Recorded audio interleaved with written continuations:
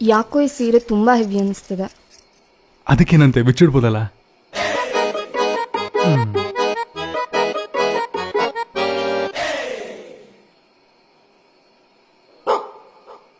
ಅದೇನ ನಾಯಿನಾ?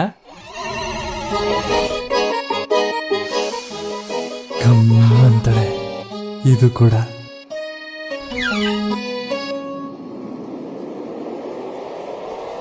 ಇದೇನಿದು? ಅದೇನದು? ಎದ್ದು ಬಿದ್ದು ಎದ್ದು ಬಾ ಗೆಳೆಯ.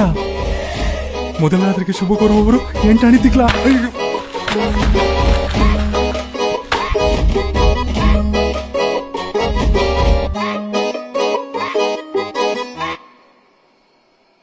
ಪಂತಲಪ್ಪ ಗ್ರಾಚಾರಕ್ಕೆ ಏನಾಗುತ್ತೋ ಇವತ್ತು.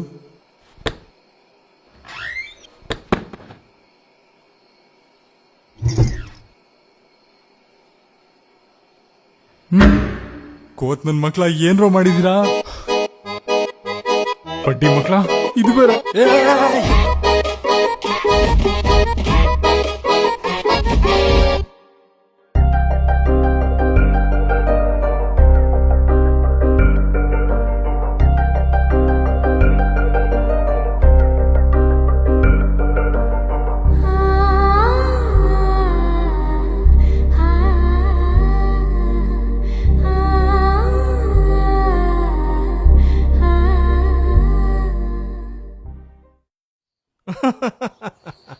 ಬೇರೆಯವ್ರ ಮನೆ ಹೆಣ್ಮಗಳು ಓಡೋಗಿದ್ದಾಳೆ ಅಂತ ಊರು ತುಂಬ ಹೇಳ್ಕೊಂಡು ಓಡಾಡೋದ್ರಲ್ಲಿ ನಿಮಗೆ ಏನೋ ಒಂಥರ ಖುಷಿ ಅಲ್ವಾ?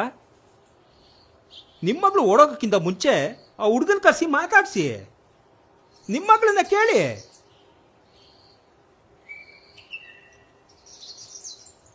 ಅಮ್ಮ ಸ್ಮಿತಾ, ಹುಡುಗನ ಮನೆಯವರು ಆನ್ ದ ವೇ. ನೀನು ರೆಡಿಯೇನಮ್ಮ?